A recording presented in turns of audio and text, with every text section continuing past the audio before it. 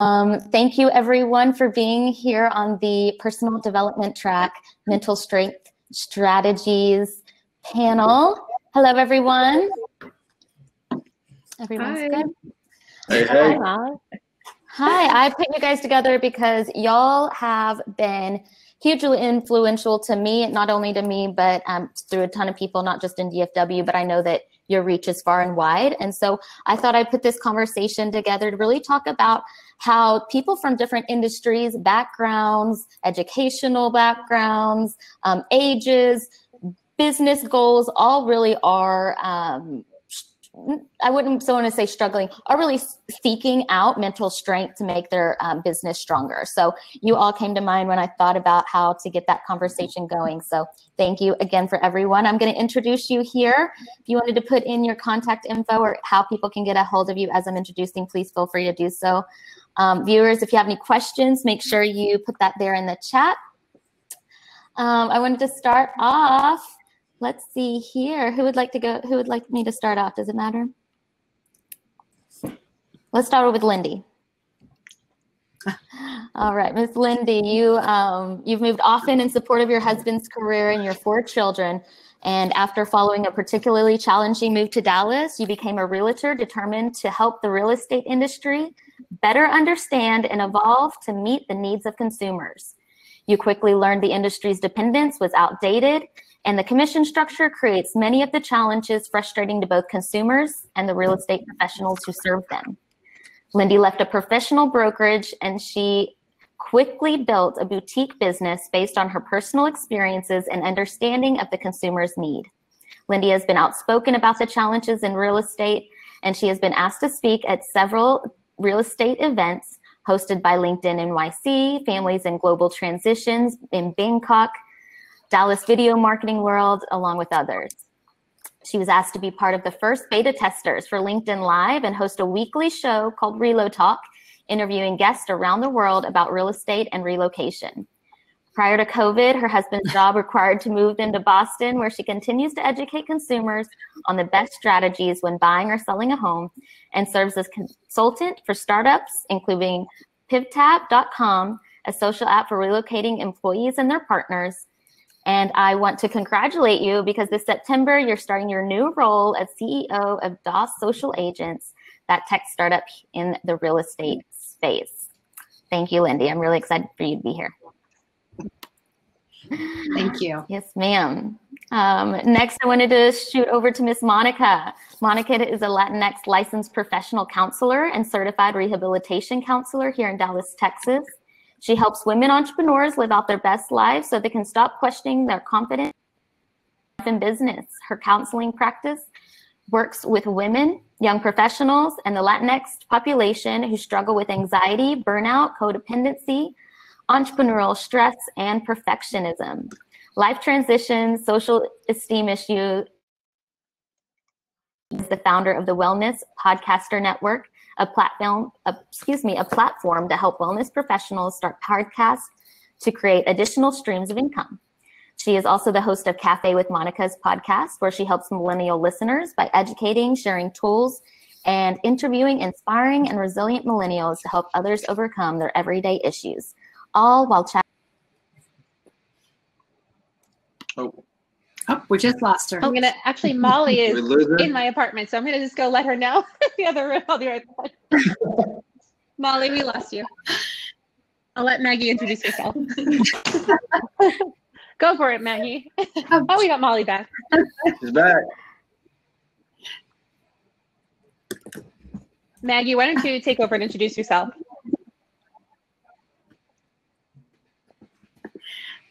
Sure. Hi, I'm Maggie. I am the co-founder. There she Oh, is. do you want me to go? Molly? Okay. Molly, go for it. Oh.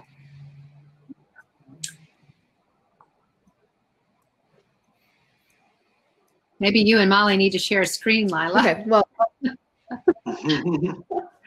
yeah. Anywho, so I'm Maggie. I'm the co-founder of Cuffed Up Cuffs. We make accessories that keep your sleeves rolled. I've also started a company called Spur Startup, and we make Founders Journal, which is a journal for entrepreneurs to hold progress and also be able to look at, relate that with their mood and their emotions. Encourages you to delve deep into that. And then I also artist. So I'm really excited to talk to y'all about balancing out a crazy bill and how important it is to have strong emotional stability for your mental health. Okay.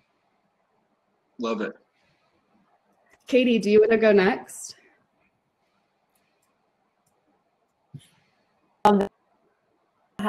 In elementary school, when you would like popcorn, like call on other people, you know, to like go next or to read.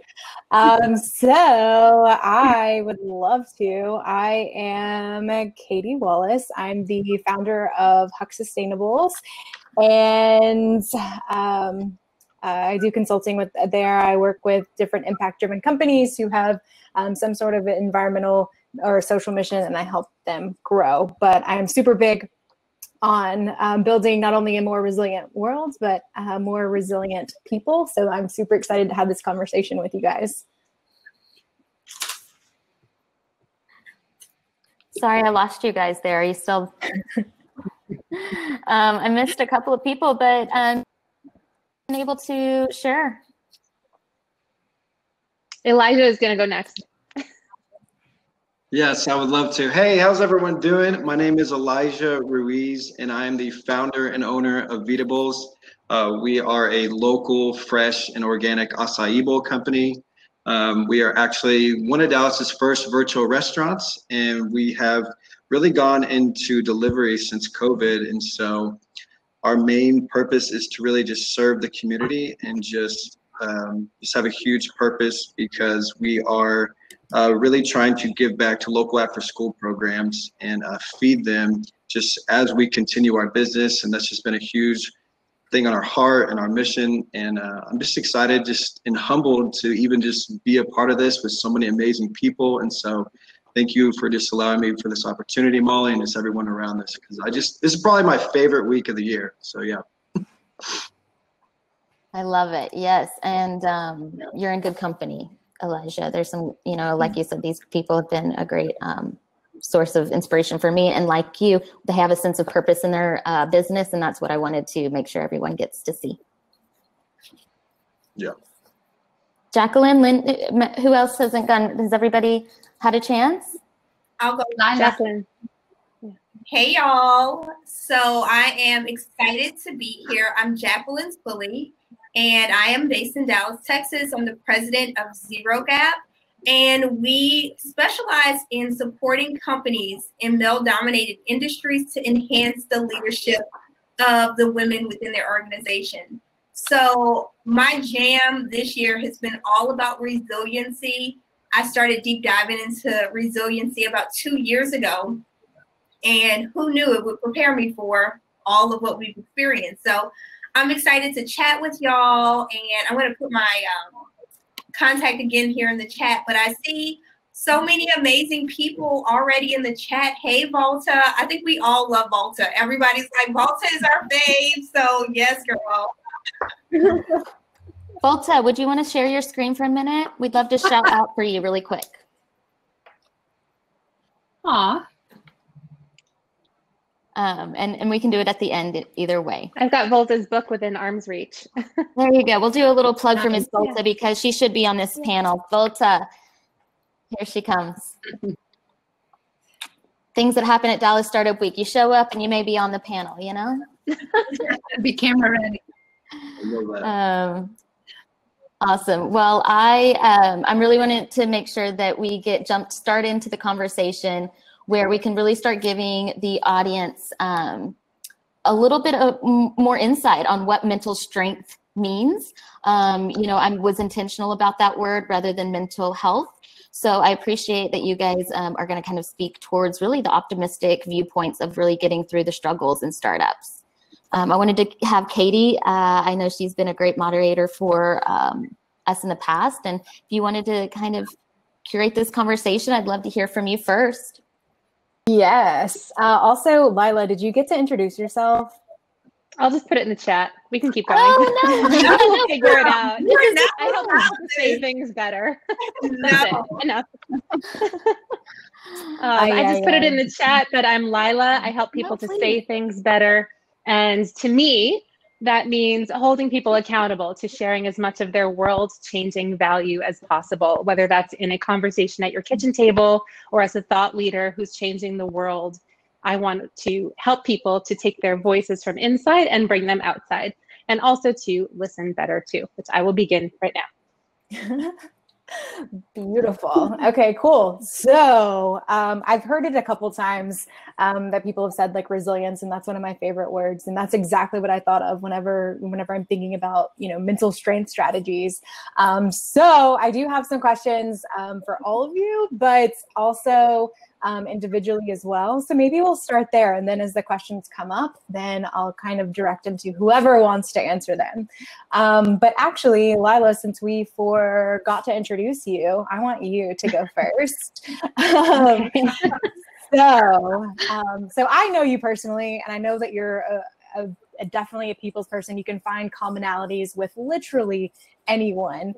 But why is it important to know who your people are? How is that helpful with mental strength strategies? You think about somebody whispering in your ear all day, you can't do this, you shouldn't, what you're doing is invalid. What do you think is going to happen, right?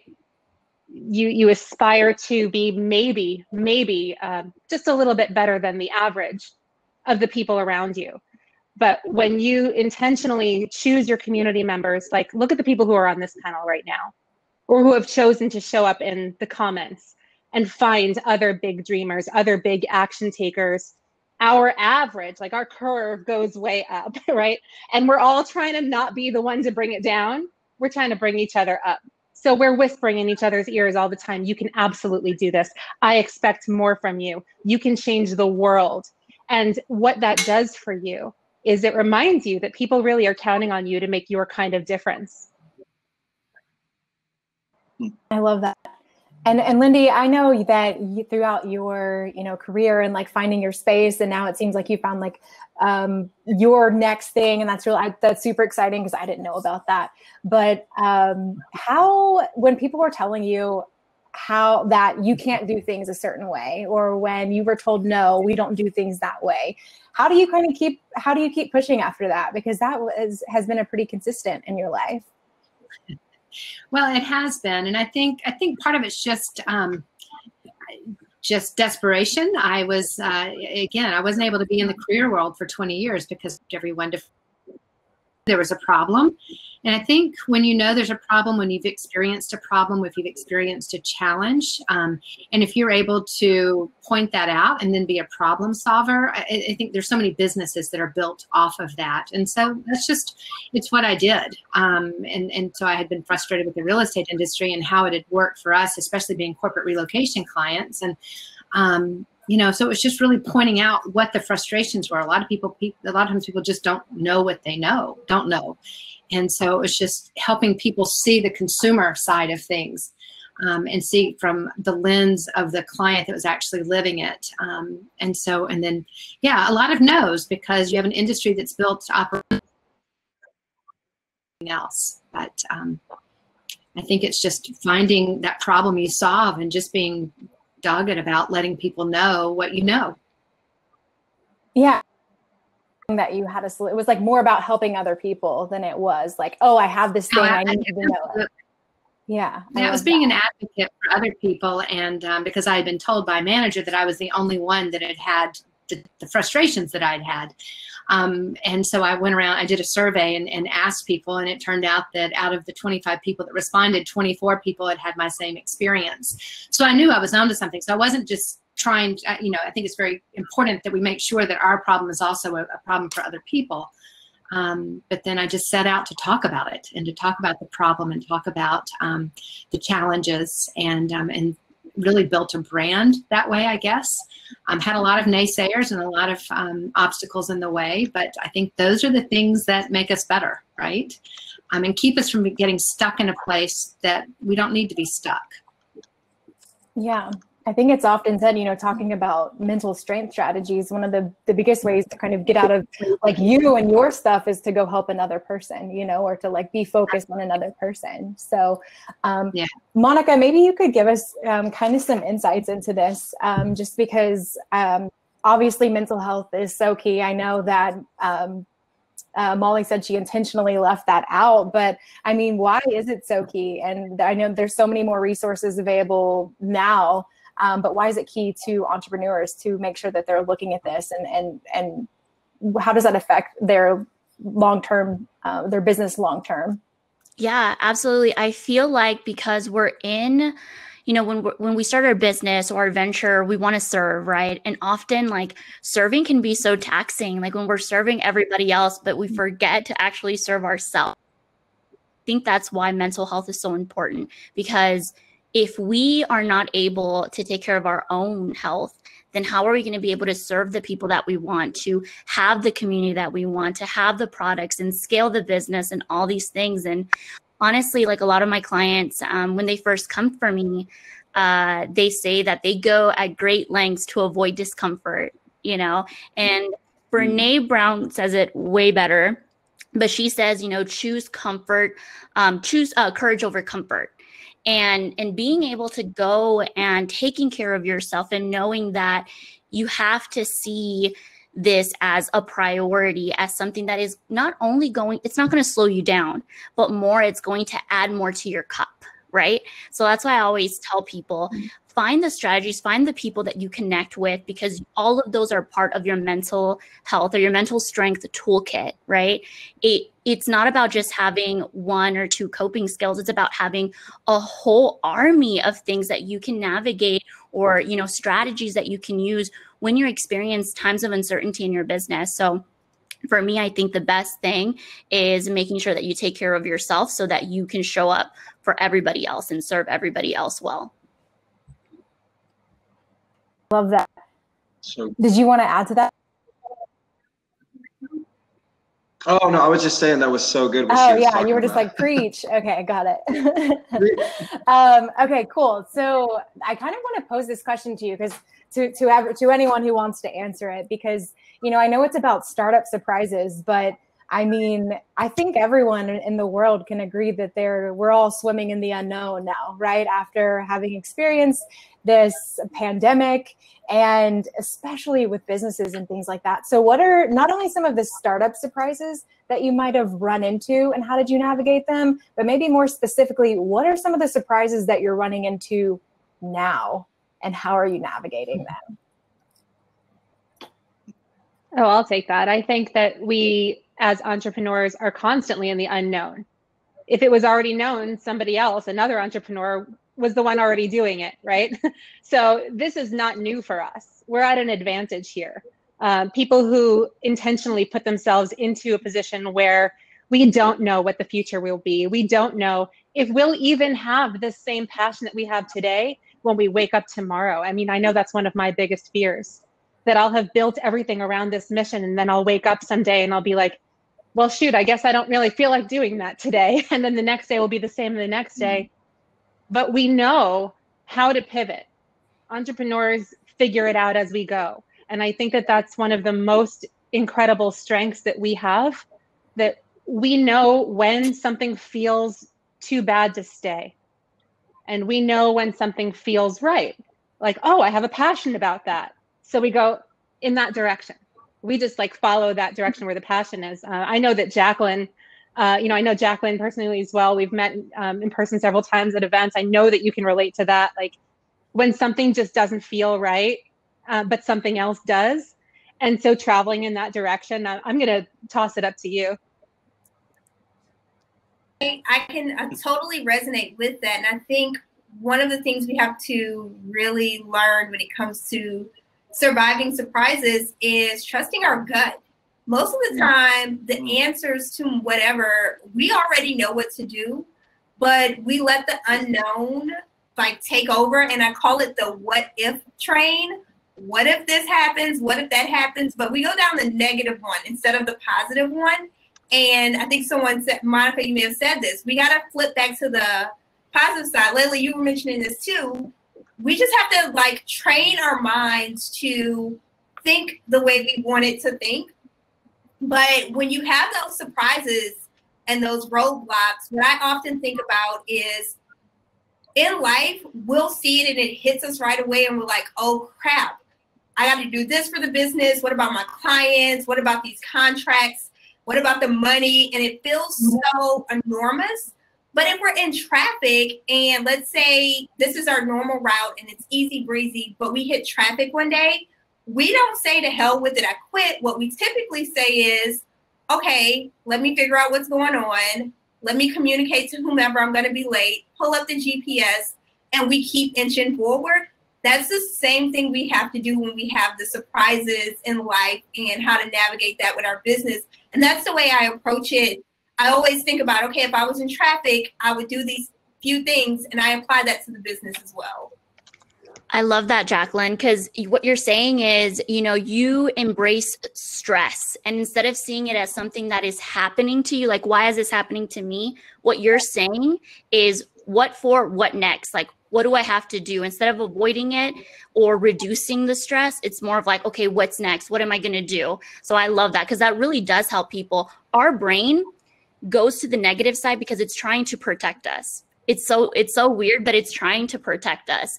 And so sometimes our brain can lie to us with this catastrophizing, right? Like, oh my God, what's going to happen in a month? How am I going to survive this pandemic? All of these things, right? But really, you don't know. Like, you need to answer those anxious thoughts that you're having. And that's the best advice that I give my clients. It's like, if you're having an anxious thought or you're thinking about the future, answer that. I call it a frequently asked worries. So you know how we always have like a frequently asked questions on our website?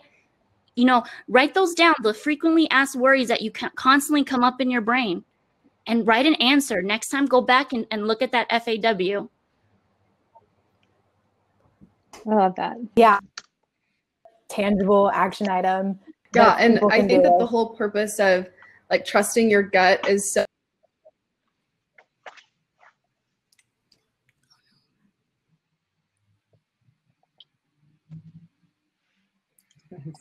I'm missing Maggie. Yeah, I was going to ask if she was frozen for you guys.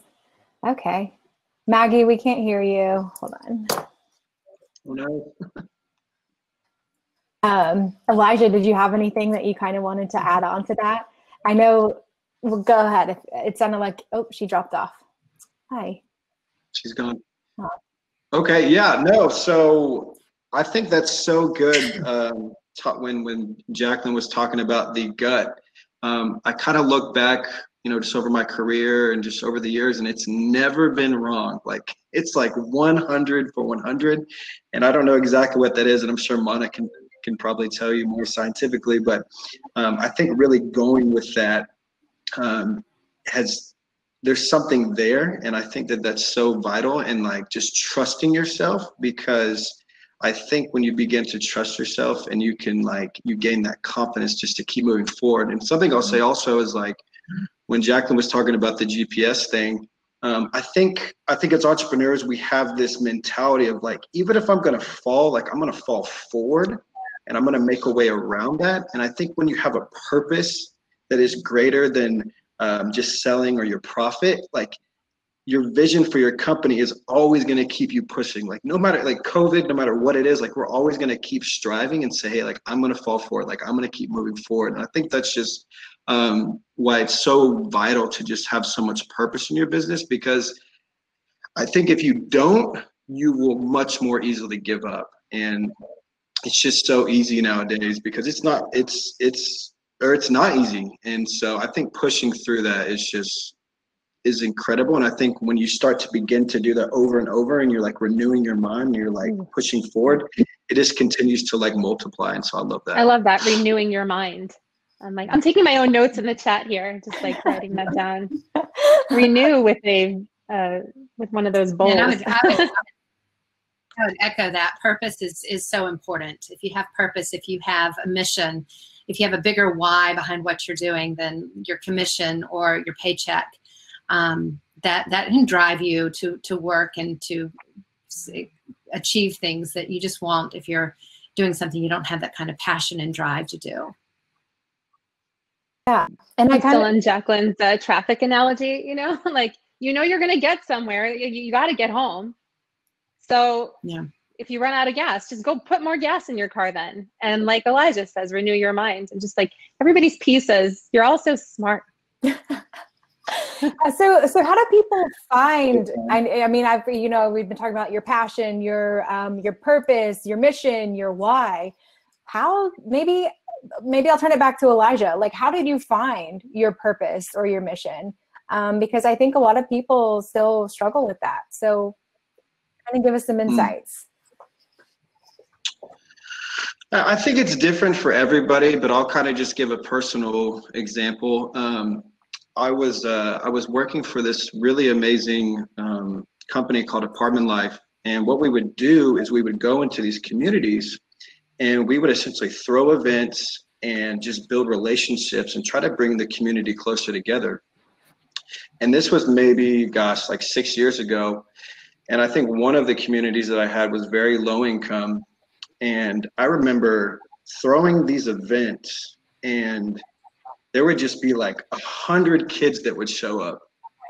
And we would, like, you know, we would do like barbecues and pizzas and all this kind of stuff. And I remember talking to one of these kids one time, and he was like, this is the only meal that I was going to eat today. And I think that my heart just like almost broke. And I was like, I know that like God has given me like an entrepreneurial mind. And I was like, how can I take that mind, and how can I take this like this thing that I felt like God had given me, and how can I make a difference down the road? And so I think your experiences in your life and maybe things that you've gone through can really propel you into that. And so use that pain, or use those things that that were maybe really tough in life, because those are really going to catapult you to the next level. And I think really finding that thing that you love, and it sounds almost like so cliche, but it's like, it's just so true, because I think I would rather enjoy what I'm doing so much more than just making more money and just be kind of stuck. And I think that's, as entrepreneurs, that's kind of where it kind of probably boiled. I know, at least for me, was like, I don't want to be in an office job, and there's nothing wrong with that, but I know that my purpose and my mission is kind of outside of that. And so I hope some of that made sense. Yeah, now everyone's crying thinking about kids. So thanks. Yay, Maggie, you're back. Okay, so I kind of wanted to ask you, because I know we got a bit cut off there, but I think you have something like a bit like Gandhi's outlook, right? So to just make it business, which is if you want to change your business, change yourself. And I feel like that's very relevant. So maybe can you kind of tell us a little bit about that and what that looks like? Yeah, of course. I had a slide, but essentially I view everything, it's like an upside down triangle. And at the bottom of the triangle, you have your emotions and your spirituality. And then the other the peaks on top are your mental health and your physical health. And if you want to go about the route of addressing your mental health or your physical health, it's a long road. We often work out a lot and we still get sick, or we are in therapy and we are on a medication for depression or anxiety and we're still struggling. I mean, I've been through everything. I've been prescribed every single medication you could even think of, and none of it ever worked. The only thing that helped me fix my mental health was fixing my emotional state. So if you're operating in a sense of depression or anxiety with business, nothing that you do on the external, nothing that you can input, no mantra, no amount of meditation, working out, medication, could actually fix and get you out of your depressive state, but you have to make an internal shift. And as entrepreneurs, we start these businesses and we wear a lot of hats. And I think a lot of times we end up doing work that's not resonant to who we are, but has to be done for your business. And over time, that wears you out. You get burnt out. You wake up one day and realize you're not passionate about your business anymore. Exactly what you were saying, Lila. All of that is stemming from the fact that you're filling your plate with stuff that doesn't turn you on or light you up. My mentor, Susie, who started Poopery, is the person who taught me to go inside and to address your emotions and use your gut to guide what you do. And so with the Founders Journal that we made, what you do is you track everything you do in a day and you score yourself on how productive you are. and then you plot how you feel emotionally. And over time, you're going to find, oh, I'm really productive and I'm really happy when I do this kind of work, but these specific tasks are what drag me down and make me anxious. And then what you do is you take those and outsource those first so that your plate gets full of things that make you happy. Because at the end of the day, like you're saying, you just want to be happy and enjoy what you're doing. In a nutshell. I love that, Maggie. I actually do that with my clients, kind of like a mood audit, because you do have to, like, you need to learn and explore yourself so that you can figure out what is it that I enjoy, what is it that I need to put more in my life, right? Mm-hmm. And kind of talking about like that triangle, like it's called Maslow's hierarchy of needs. You have to work at the basic level of providing for yourself, even just warmth and safety. And if you don't that, you're never going to get up there to be able to show up with your for your people. I will say though, I like to take the hierarchy of needs and invert it though, because the hierarchy of needs is saying that your spiritual and emotional satisfaction is the top, and I'm saying put that first and the rest will fill itself up much easier than having to build it from the ground up. But yes. Barton's hierarchy of needs. Yeah. Rewrite it. It worked for me. I tried everything and I was like, why am I still miserable right now? Why do I feel sad working on my business? This was supposed to be my dream job, like my dream career. Oh, and then I look at my day to day. Supposed to be, yeah. Yeah. Well, I'd love to hear, we have about 15 minutes, but to close us out, I'd love to hear maybe a little bit on what each one of you are really working towards. What do you want to see in your businesses? Where is that vision going? And as you close out, make sure to plug yourself, plug who you are looking to work with and who can, how they can follow you. I've really enjoyed hearing everything from you guys. So I know that you know, if you want to just keep on going, what, you know, after you were saying, I love it. Yeah. What, you know, what are you as a Renaissance woman, you know, doing a lot of things, working towards, who are you working with?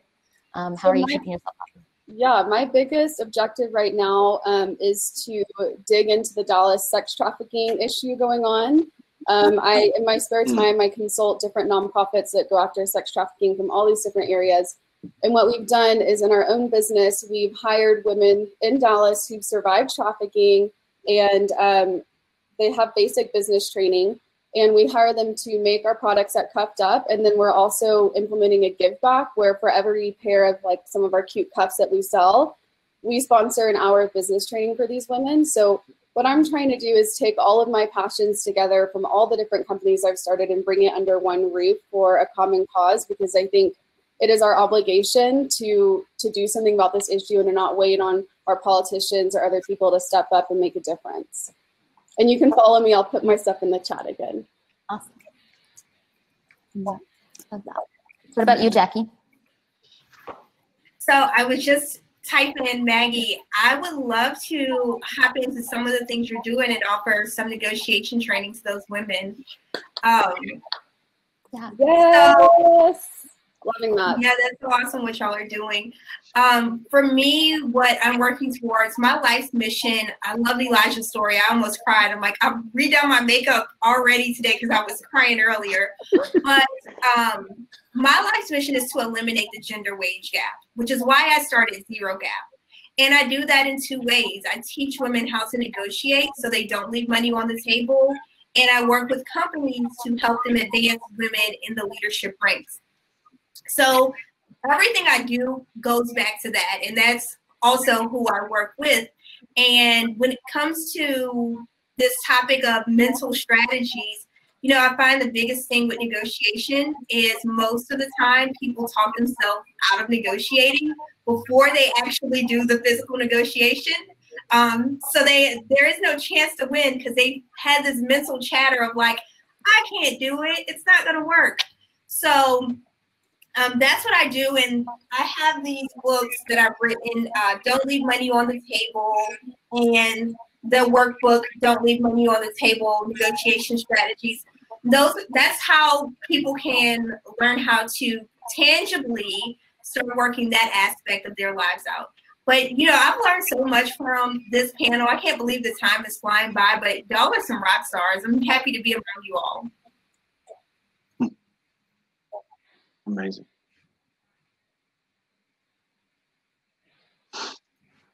Molly, we can't hear you. That mute button, man. There you go. I didn't want to say, like, I didn't want everyone to hear me think, oh my gosh, that's so great, talk about.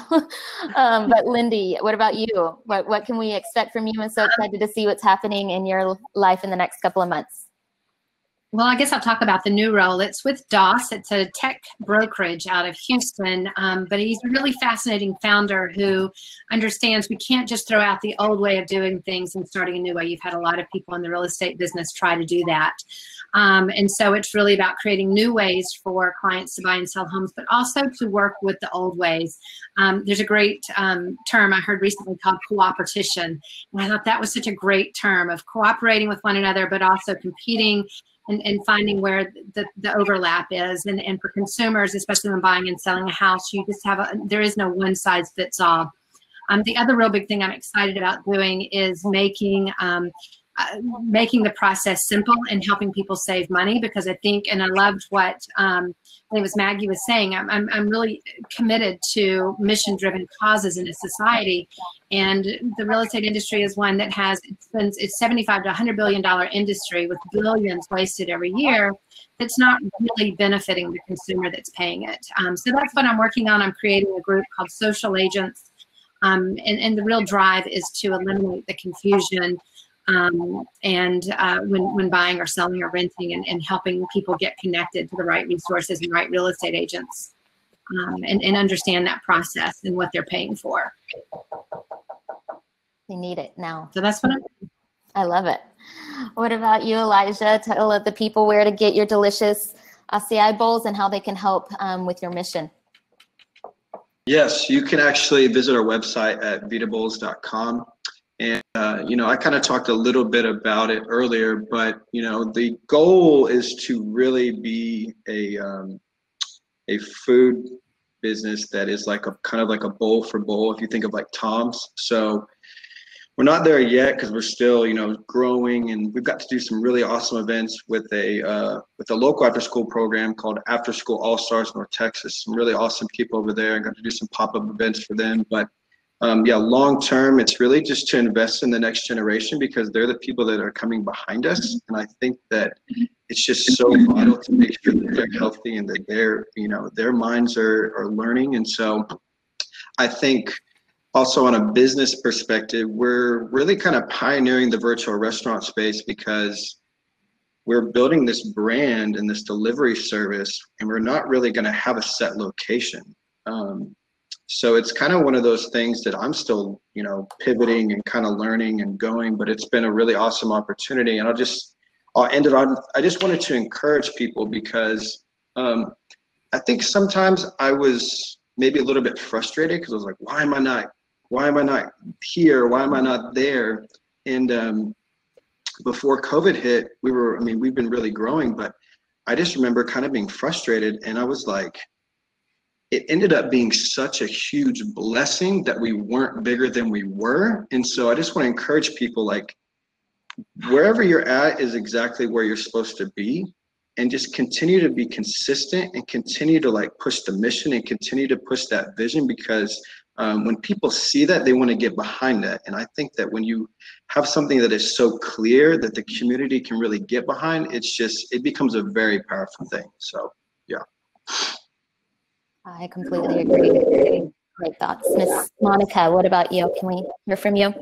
Yeah, absolutely. So my mission is always just to help entrepreneurs out if they're going through something, times of uncertainty. If you want to just build just more self-awareness on what's going on, better coping skills for yourself, I want to make sure that you continue to fill your own cup, that you continue to prioritize yourself before you start serving others, so that you can scale and do all the things that you want to do, right? My mission is for you to live confidently, both in, your outside, your business, both like your life with your family, and just be able to live your best life.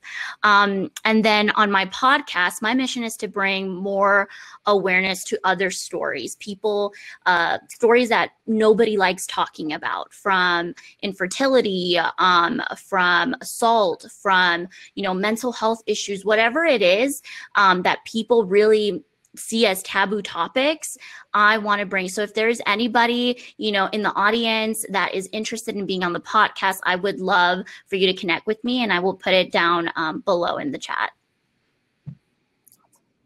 Thank you, Monica. Yes, please connect with her. Katie, what about you? Anything that you're excited and working towards? I wasn't expecting that. So I was like just reading through the chat here in my own little world. Here's what I'll some great say. active people in the chat.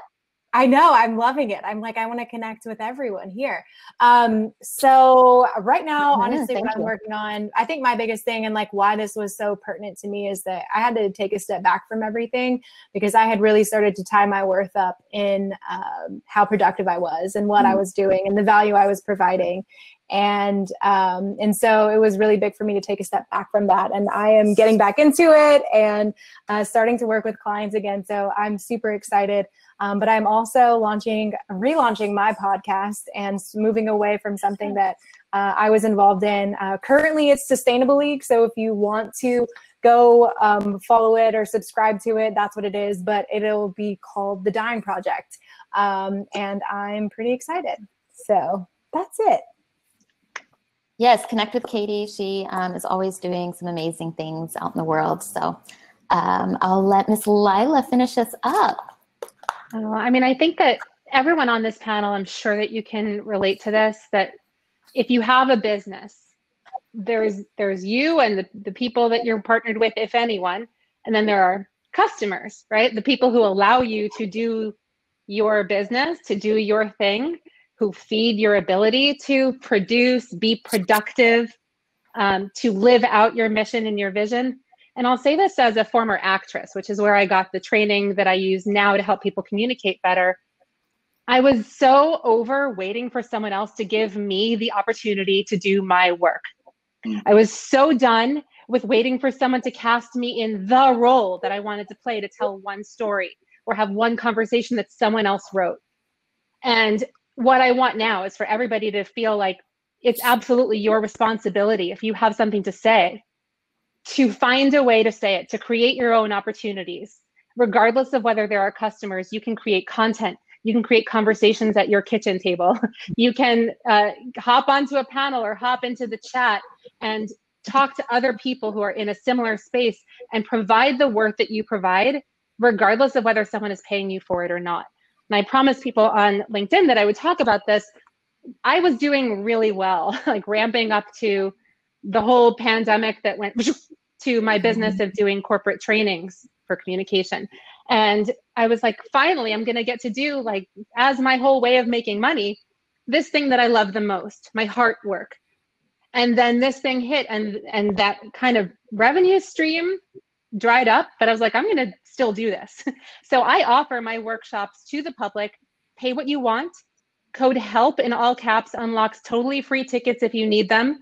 And I'm going to invite you now to come and find me on LinkedIn. In my profile, there are links to all of my upcoming workshops that you can just come to, which allows me to do my heart work while I'm also doing things like, I don't know, helping people with their email marketing and being on LinkedIn, you know, stuff I like, but is not like my world-changing work. So creating opportunities for myself by saying, I'm going to do this anyway, even if it's for free, even if no one pays for a ticket, come and do it, come and be with me, and come and let me have that opportunity that I make for myself. And you can do the same. I love it. I love it. And I think that, you know, in and of itself is a great point, saying that you can do your business work, but make sure you're doing your heart work in some capacity, in some way. Man, that is going to change the game in terms of your mental health, your happiness overall, how you act and treat other people, how you see other people in what they're doing. So Lila, you always have great wisdom and communicate it very well. So I really appreciate you. And everyone else as well. Is there any final thoughts before I say goodbye? Or anybody in the chat, any questions really quickly that we can get to, maybe one or two? Walter, are you still here? Hey, Molly, I saw a question earlier. I answered it in the chat, but just want to elevate it. Someone wanted to know, how do they create that sense of camaraderie if they're solo working? Here it is, Candace. how do you create an environment where you have coworkers or water cooler chat as a solo founder while we are all social distancing? Well, I'm glad I can work on my own business full time. She misses the camaraderie. And I suggested that joining a peer group. I've formed some of my own groups, just kind of reaching out to several women. We have a Slack channel. We do like bi-weekly Zooms. That's been a way for me to engage community. But I wanted to toss that out to everyone else because I didn't want to leave Candace hanging. No, thank you. That is truly, for a startup-centric event, you know, you need to create this community. And was that Candace you said was the Candace? Man, I have really changed the way that I have looked at that as a single founder. Lindy, shout out to you. She was a person who saw me sitting by myself at Dallas Startup Week by myself last year. And now look at us. I have really made an effort to reach out to people who are interesting to me, unique, and doing things that they love and putting good work out. And you've just got to be able to make that first effort of reaching out to them and asking that question. They're going to give you answers if they're really doing the things that that they say they are. So awesome. Any other questions? Thanks, Molly and Katie, for having us and keeping this going.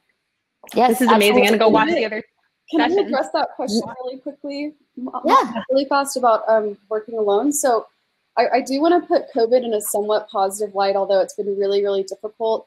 We might never get the opportunity to disconnect from everybody else for who knows how long. So even though it could feel really isolating now, like as we're making friends, and message me if you're feeling lonely, seriously, on Instagram, but also like appreciate the isolation and go inward, and don't forget to travel inward and understand why you, because a lot of times we numb ourselves by surrounding ourselves with other people to listen to their drama and take in their stories or their opinions. But in reality, we kind of need to tune all that out sometimes and like get in touch with that gut instinct. So think of it, if you're feeling lonely, try and turn it into a positive situation and go inward would be my comment. Yeah. No, absolutely. And like Elijah said, you know, where you're at is where you're supposed to be. Make sure you take it, focus on it, love it, enjoy it, and move towards something that really is going to be your heart's work and substantial, putting something out into the world that is giving, selfless, and you'll feel success, I have no doubt. Well, thank you so much. Please, viewers, if you wanted to stay on, we have another panel at 3:30. Connect with all the panelists in the chat below and on all their social channels. I've really enjoyed having you guys here. You guys all are rock stars. I really appreciate it. Thank you so much, Molly. Thanks, everybody. Molly. We'll chat soon, okay? Bye. Bye. Thank you. Bye.